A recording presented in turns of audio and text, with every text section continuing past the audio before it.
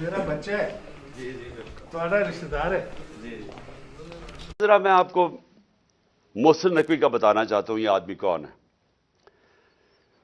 सबसे पहले जो रजीम चेंज हमारे खिलाफ हुई, जब ये पूरी साजिश हो रही थी, तो हमारे पास मैं तब गवर्नमेंट में था, तो मुझे आईबी की बाकायदा रिपोर्ट्स आती थी कि जो सबसे एक आदमी ने सबसे ज्यादा कोशिश की हमारी हुकूमत गिराने की, उसका नाम मोहसिन नकवी था। ये भागा फिर रहा था सारी जगह, कभी नवाज शरीफ को पैगाम लेके जा रहा है जरदारी का, तो कभी जरदारी के साथ मिलके सिंध हाउस के अंदर बैठा हुआ है, लोगों की हराम के पैसे से लोगों को खरीद रहा है। ये सब पेश था। हर जगह मोहसिन नकवी का नाम आता था कि इसने सबसे ज्यादा कोशिश की इस कॉन्स्पिरेसी को कामयाब करने के लिए। और ये वो एक्स आर्मी चीफ को भी मिलता था, जिसकी असल तो मास्टरमाइंड वो था। लेकिन जितने भी प्लेयर्स उसके इर्द गिर्द थे, उसमें एक प्लेयर जिसका सबसे ज्यादा नाम आता था, उसका नाम मोहसिन नकवी था।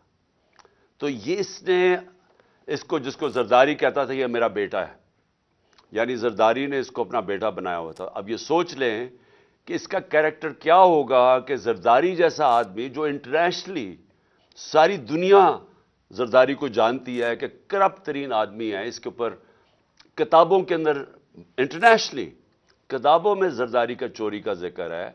आज से 30-35 साल पहले इसको मिस्टर 10% बाहर की दुनिया में कहना शुरू हुआ, इसका नाम रखा गया। इसके ऊपर मजमून निकले हुए हैं अखबारों के अंदर इसकी चोरी के ऊपर। उस जरदारी जिसको असल में नैब में जेल में डालना चाहिए था, और जेल में गया और बचाया गया। हमें सबको पता है कि NRO 2 की वजह से जो जनरल बाजवा ने दिया, सब बच गए। वो जरदारी इसको अपना बेटा समझता है, और वो जो बेटा है उसकी क्या अखलाकियात होंगी आपको पता होना चाहिए कि 2008 में इसने 35 लाख रुपया नैब को वापस किया था, तस्लीम किया था कि मैंने चोरी की है, इसलिए मैं 35 लाख रुपया आपको नैब को वापस कर रहा हूं। ये वो आदमी है ना, इसके अंदर वो इखलाकी मेयार है, ना इसके अंदर वो गैर जानिबदाराना सलाहियत है जो कि एक केयरटेकर में आना चाहिए। और उसके बाद अगर किसी को कोई शक है कि ये तहरीक इंसाफ का बदतरीन दुश्मन है, इसकी जो चैनल 24 कभी उठा के देख लें, उसमें मुसलसल तहरीक इंसाफ के खिलाफ प्रोपेगेंडा चलता रहता है। कोई भी जानता है, सहाफत में सब जानते हैं कि ये हमारा बदतरीन दुश्मन है, सियासत में सब जानते हैं, और हमें सारा पता है कि रिजीम चेंज के अंदर जब हमारी हुकूमत गिरानी थी, इसका कितना बड़ा हाथ था। अब उस आदमी को अगर इन्होंने बनाया है इस पंजाब का केयरटेकर चीफ मिनिस्टर, तो इसका क्या मतलब है? इसका मतलब यह है कि इसके पीछे वो लोग हैं जिन्होंने कांटा डाला हुआ है इमरान खान के ऊपर, जिन्होंने फैसला किया है कि इमरान खान अब कामयाब नहीं होगा। वो लोग जिनको अभी तक, मैं फिर से कहता हूं, ना तारीख का पता है, ना उनको सियासत की समझ है, ना उनको पता है कि कांटा मार के इस मुल्क को कितना बड़ा नुकसान किया गया है हमारी तारीख में। मैं याद कराना चाहता हूं कि मुजीबुर रहमान के ऊपर कांटा डाला गया था, मुल्क टूट गया।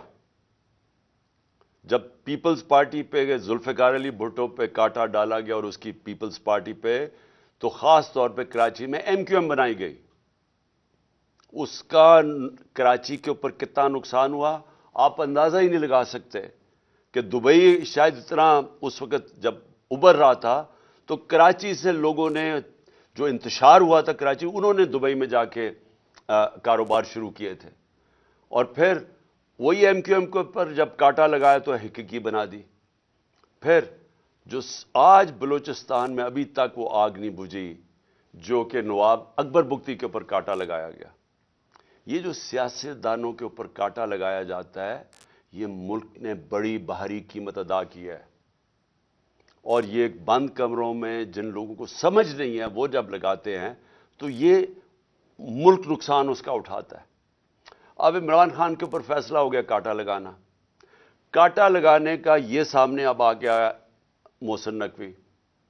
محسن نقوی نے اب کرنا کیا ہے, یہ میں ابھی آپ کے سامنے پیشن گوئی کر رہا ہوں, کیونکہ یہ اتنے بیوقوف لوگ ہیں جو یہ کرتے ہیں کہ ان کو یہ نہیں پتا کہ ساروں کو ان کے پلان کا پتہ چل جاتا ہے پہلے سے کہ یہ کیا کرنے جا رہے ہیں. یہ کیا کرنے جا رہے ہیں, یہ پہلے یہ اب آ گیا محسن نقوی. یہ اب وہ سارے وہ لوگوں کو لے کے آئے گا, پولیس والوں کو اور بیوروکریٹس کو, جو ہمارے سخت مخالف ہے. جن لوگوں کو یہاں پاور دی جائے گی بیوروکریسی میں اور پولیس میں, جن کا 1 پوائنٹ ایجنڈا ہوگا کہ تحریک انصاف کو اب کیسے دبا رہا ہے. سارا پولنگ سٹیشن الیکشن کا سٹاف ہوگا, وہ چن چن کے لگایا جائے گا کہ کیسے دھاندلی کر کے تحریک انصاف کو ہرانا ہے. ان کو خوف آیا ہوا ہے, پتہ ہے ان کو کہ اس وقت تحریک انصاف کی مقبولیت پاکستان میں کیا ہے, اور ان کو پتہ ہے کہ یہ الیکشن کے ذریعے اب ہمیں ہرا نہیں سکتے, اس لیے الیکشن کروانا نہیں چاہتے. الیکشن کو ڈیلے کرتے رہیں گے, اور کوشش ان کی اب تک یہی رہی ہے کہ کسی نہ کسی طرح اس کو ڈیلے کریں. لیکن اگر جب بھی الیکشن ہوگا تو انہوں نے, جب سارے امپائر بھی اپنے ہوں گے, سٹاف بھی اپنا ہوگا, ہر چیز, الیکشن کمیشن تو پہلے ان کی ہے, تو جب یہ پورا جب تک جیت نہیں سکیں گے یہ الیکشن نہیں ہونے دیں گے. اور کیسز ہوں گے, عمران خان کو ڈسکوالیفائی کرو, اس کو جیل میں ڈالو, پی ٹی آئی کے لوگوں کو, جو لیڈرز ہیں ان کے اوپر کیسز کرو, ان کو الجھا دو, ورکرز کو پکڑو, اندر ڈالو, FIR کرو. یہ بالکل جو زرداری کا جو فارمولا سندھ کے اوپر جو کنٹرول کر کے بیٹھا ہوا ہے وہ ایسے ہی ہے. کوئی اس کی زرداری کی پبلک میں, یہ ڈرتا ہے پبلک میں جاتے ہوئے. اس کی پیپلز پارٹی کی یہ مقبولیت ہے کہ سیلاب کے دنوں میں لوگوں کے سامنے نہیں نکل سکتے تھے اور ابھی بھی نہیں نکل سکتے. لیکن ان کا کام یہ ہے کہ پیسہ چلاؤ, خوف, ہراساں, FIR, ونڈو سے لوگوں کو ڈراؤ, اور پھر کھل کے دھاندلی کرو, اور کوئی ان کو پوچھنے والا نہیں, کیونکہ الیکشن کمیشنر ان کے اپنے لوگ بیٹھے ہوئے ہیں. تو یہ بھی اب کراچی کا جو جس طرح کا الیکشن کروایا گیا, یہ ان کی کوشش ہے کہ یہ اب سب کچھ کنٹرول کر کے اپنا الیکشن کروائیں گے. میں ویسے آپ کو بتا دوں, ہم نے پوری اپنی کوشش کی. ہم نے یہ کوشش کی کہ ہمارا ملک مشکل, جب ہماری گورنمنٹ گرائی گئی تو ہم نے کوشش کی کہ ہم ہر طرح اپنے ملک میں انتشار نہ ہونے دیں. ہم نے آئین کے بیچ پہ رہ کے سب کچھ کیا. ہم نے آئین کے بیچ پہ رہ کے اپنی ساری جتنے جلسے جلوس کیے, ہمارے کوئی 65 سے زیادہ جلسے میں نے کیے, اور پاکستان کی تاریخ میں سب سے بڑے جلسے ہوئے, پرامن رہے, کبھی اتنی بڑی پبلک نہیں نکلی, لیکن ہم نے کسی قسم کا انتشار نہیں ہونے دیا.